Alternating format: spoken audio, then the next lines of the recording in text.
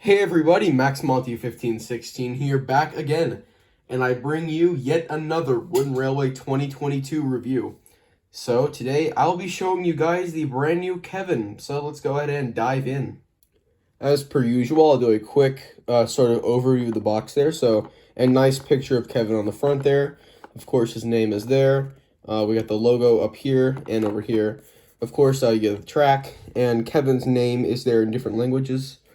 And yeah, overall, I mean, it is a standard box. I still like it. It's a very nice box.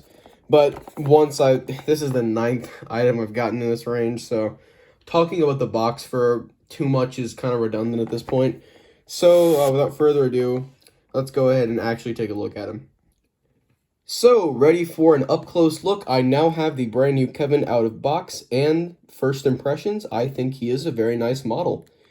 So looking quickly, we got the side there. There's a view from the back. There's a view from the other side.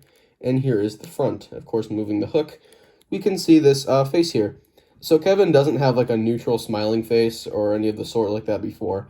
He now has an expression that's like, oh crap, he screwed up pretty bad. So yeah, Kevin, he's a clumsy character. He's always dropping stuff, and he's pretty bad at his job, which is I always thought was kind of funny.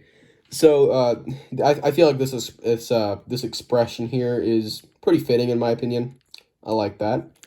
So moving on to the side, he does have all of his detail, and it looks pretty good. One personal problem though, I just wish that there was some actual depth to this, because it's all just printed on when it's meant to be like an open cab sort of thing. So that's just a little bit disappointing. Again, not completely model ruining by any standards, but just a little, wish you kind of had more of that. Because there is, like, room in there, like it's a pretty thick item. So, looking at the side there, of course, he's got all of this detail. There's no printing on the back or anything. However, there is this nice mechanism. So, basically, with the crane arm here, it's not, like, clicking in any position like it used to. Now, what you do is you press that down, and that little tab locks it in place, and you now can't really drop the crane arm, which is really nice because there are some previous Kevin models that if you put too much weight onto the crane arm, then the crane will just go dropping like that, and that always really frustrated me when I was younger with these Kevin models. So you know what? A clicking mechanism like this is actually a really welcome improvement. So yeah, overall, I think Kevin is very nice. I really don't have too much to say about him, because, like, there just isn't much to say about Kevin as a model, really. It's kind of hard to screw him up, at least in Wooden Railway style, unless you're learning curve. So anyway, that's pretty much it. And now, very quickly, I want to do some comparisons. So, starting up first, I've got the 2022 Kevin, and we're going to pit it up against the 2013 Kevin. So these two are actually pretty drastically different. As you can see here, the face is definitely a lot lower down, which is actually, again, a lot more accurate. That's just a pretty big difference, actually. But yeah, the 2013 Kevin is much, much shorter, actually. Let me get a view from the back there, sort of lining them up. Yeah, I mean, the 2022 Kevin has a very tall chassis, which I'm not completely opposed to. However, Kevin, of course, is very low to the ground.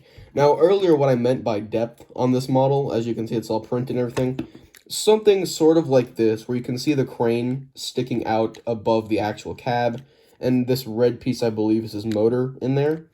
But I think you can definitely tell what I mean. Even this, like, red wheel thing is actually now popped out, versus on the new Kevin here, it's just printed on. So, yeah, I think overall the 2013 Kevin is still the best Kevin. And again, all this detail is actually molded in plastic, as you can see there.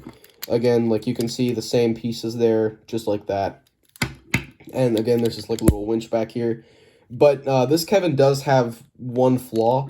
And of course, that is this like clicking motion. Like it just clicks into place. And then if you put too much weight on it, it just instantly sinks down. And I can speak firsthand for this because I do have a Wooden Railway Rocky. And, if you do that too much and you click it too much and play with it, it's going to snap eventually. And then it just free falls, so there's nothing holding it up. That's what happened to my older Wooden Railway Rocky, and I really wish it didn't. So yeah, I think the clip mechanism thing is one of the biggest things the new Kevin has going for it, as well as a really good face.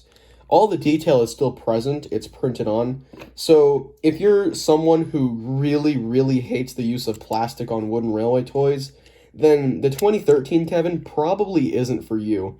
And another thing, I love that this one actually has wheel printing, unlike the 2013 model. I think the other really big flaw on the 2013 model is just the lack of any color on the wheels whatsoever. That's pretty annoying in my opinion. But yeah, overall, I like this Kevin, and now there's one more comparison I want to do. If you've been keeping up with these reviews at this point, you'll know that the other comparison I would like to do is the new Wooden Railway versus Thomas Wood.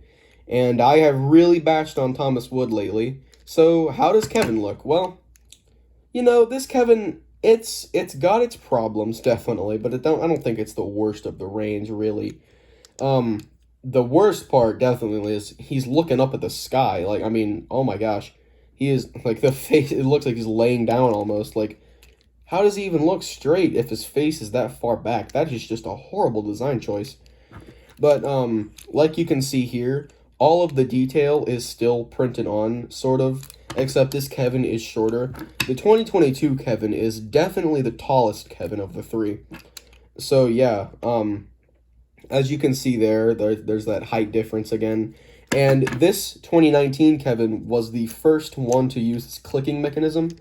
And it's basically the same, except, you know, just a little bit more pronounced on the new model, as you can see there.